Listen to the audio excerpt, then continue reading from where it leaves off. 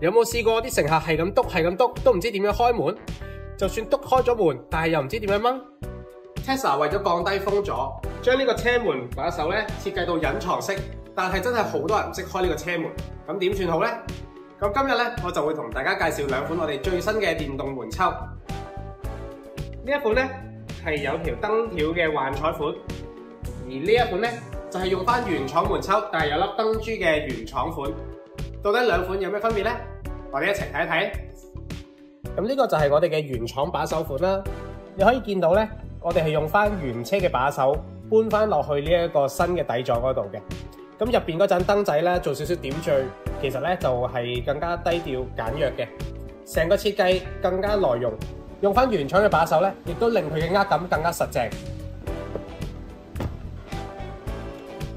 至於呢一個幻彩燈條款咧，因為佢嘅設計燈條咧就係喺一個夾心層中間，前面同後面都係亞克力膠，而中間咧就係發光層，咁咧就可以令到佢成個燈光嘅效果咧更加靚，夜晚咧就會更加明顯。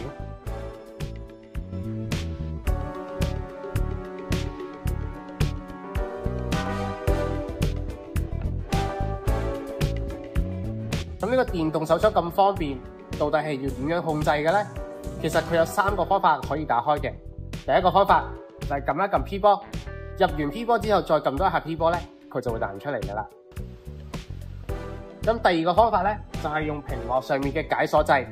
咁咧只要你鎖咗佢，佢就會收埋；而解鎖咧，佢就會彈翻開。咁仲有最後一個方法咧，唔係自己 control 嘅，而係只要連接咗我哋手抽嘅藍牙。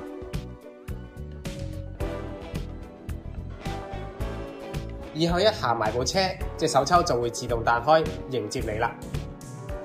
以上嘅使用方法，兩款手抽同樣適用嘅，你又中意邊款多啲呢？